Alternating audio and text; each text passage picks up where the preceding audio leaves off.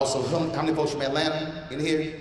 I'm gonna need y'all to wake y'all folks up because you have the possibility of having the first non-black mayor in Atlanta since 1973. And I don't understand how black folks in Atlanta get called the Black Mecca and you have 14% turnout in the last election. That's a damn shame. That's just a side note. If y'all from St. Louis, anybody from St. Louis? Yes, same for y'all. Had your mayoral election, 25% turnout. Anybody from Birmingham? Same for y'all. Just had a runoff, 25% turnout in a city, 75% black. We cannot in this room talk about how do we change the condition of black men dealing with social justice and education if the power that we have is being unused and untapped because we have some folk who don't want to get off of a couch and use the power of that ballot. What I'm saying is this thing cannot happen with just the people in this room. We are going to have to challenge some folks who look like us, who are in our fraternities, who are in our sororities, who are in our men's groups, in our women's groups, our friends who are millennials, Gen X, Gen Y, Gen Z, whatever gen you want to call, and say you can't talk about empowerment, you can't talk about freedom if you are choosing to sit on your behind and expect somebody else to do the work.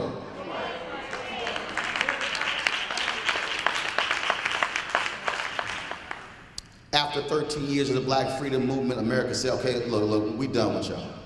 Handful of black mayors, Maynard Jackson in Atlanta, Marion Barry in DC, Coleman Young in Detroit, Hatcher in Gary, Indiana, Stokes in Cleveland. Then you have almost 10 or so years, they begin to drive economic development, and then guess what? Remember, Maynard, 1974, he gets elected. 1980, Reagan gets elected. That's 6 years. It was about 6 years after Reconstruction when they said, okay, y'all done got enough. Then, of course, you go through the 80s. Then you get to 2008. Obama gets elected. 2012, he gets reelected. He serves 8 years. Then America says, we want somebody different. Trump gets elected. That's 8 years. 12 years of Reconstruction, white backlash. Black freedom movement, several years of success, white backlash.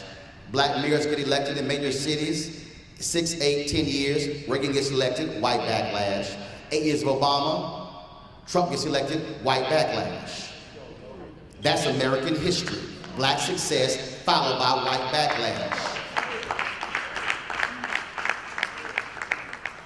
See, I tell some folks, see, I'm the reason they didn't want us to read during slavery. Why am I painting this picture? Because I need everybody in this room to understand that this is not a battle as to whether or not Trump gets impeached. This is not a question as to whether or not Trump loses in 2020 and then Jeff Sessions gets thrown out. No. What this is 398 years of American history not wanting to give black folks full freedom. So you are not fighting something in the present. You are literally having to deal with this tremendous tailwind of white supremacy and racial hostility to the success of black people in this country. Those are undeniable facts. And so at some point we must recognize what we are up against, which requires you to have a warrior-like mentality when it comes to what we are facing, because you are literally leaving here after getting a game plan. You now are going to have to execute like warriors are to execute. You're about to go do battle with some folks who do not want to see this meeting convened again, who do not want to see a plan of action come out of this gathering, who do not want to see black and Latino and Asian and Native American allies with us, because what they understand is when you have conscious black folks get together with conscious white folks, conscious Latinos, conscious Native Americans, conscious Asians, what you begin to see is a movement that they know they cannot sustain. So therefore, what they want to do is separate us based upon issue. They want us sitting here saying, no, get rid of the illegal immigrants because we don't like them. Oh, get rid of the Asians over here, without realizing, baby, let's be clear, we all in the same boat together. And trust me, they don't want us in the same boat they're in. The day after requires you to undergird yourself and prepare for war. We are in the midst of what I have been saying is a 30-year battle. In 2009, a poll was done, are you optimistic about the future of America for your children? Every single group in America, a majority said yes, except one, white Americans.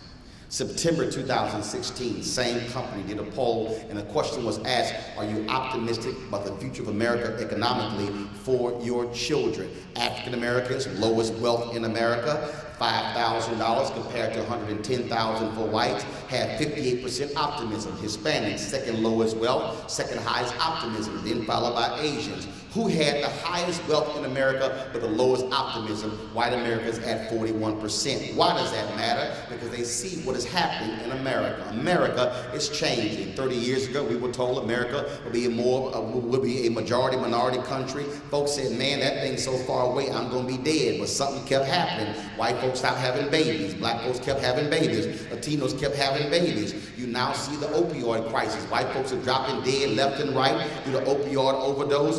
And then, let me just take a point here. I need to thank white folks who are racist for this. The studies show that white doctors refused to prescribe opioids to black people because they thought we were coming to the doctor to get high. So they told us to take Aleve, Advil, and Tylenol, and they were giving white folks fentanyl and all those other drugs. So to all of the racist white doctors, I appreciate your racism for not prescribing us opioids, so we are not hooked like white folks are, and that's where racism in one case helped black people. Thank you very much, Jim Crow.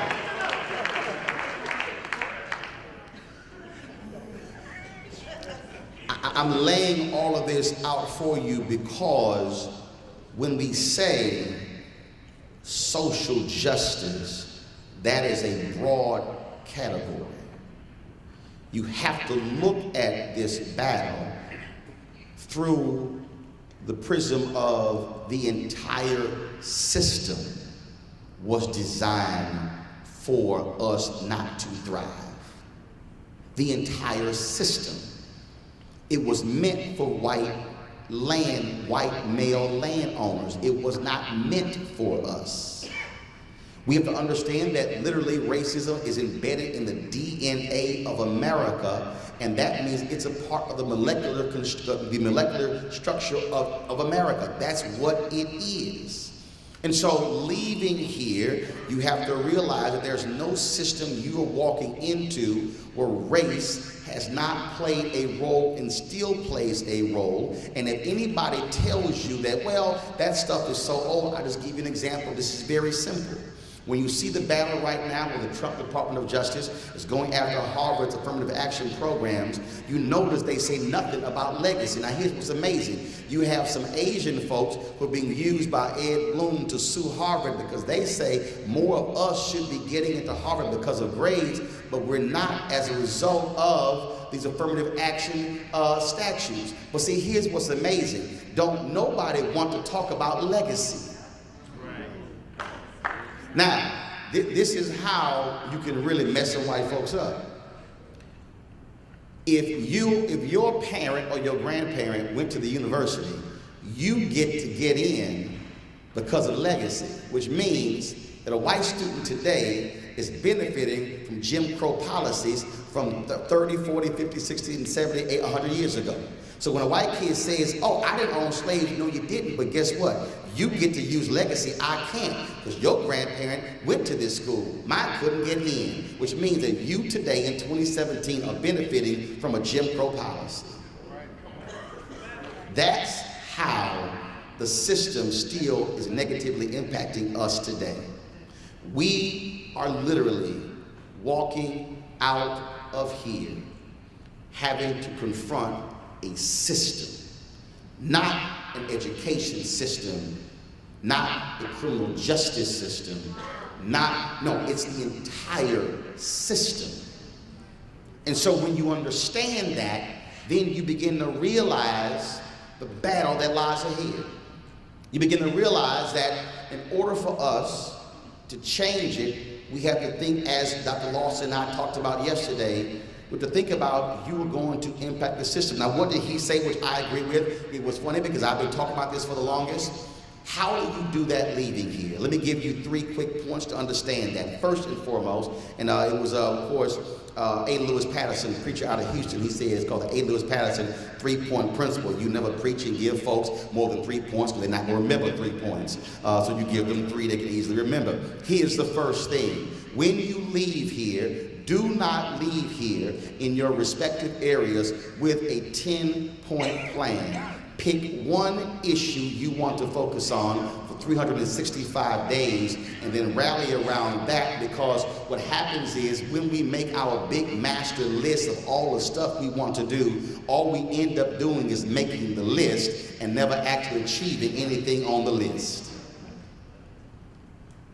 We have to be able to achieve victories and wins, and so what that means is we have to be able to identify what is that one area in which we want to work on and focus on. If you use Montgomery as an example, Montgomery was designed to be a one-day boycott. It was never designed to go 381 days. They said, let's have a one-day boycott. And when 50,000 black folks did not get on the bus, somebody said, well, yeah, let's go for 2. Then they said, let's go for 3. And then they went on and on and on. Even if I want you to actually go back and look at the original demands of the Montgomery Improvement Association. It was not to desegregate busing nationwide. They simply said, hire a few more black bus drivers, treat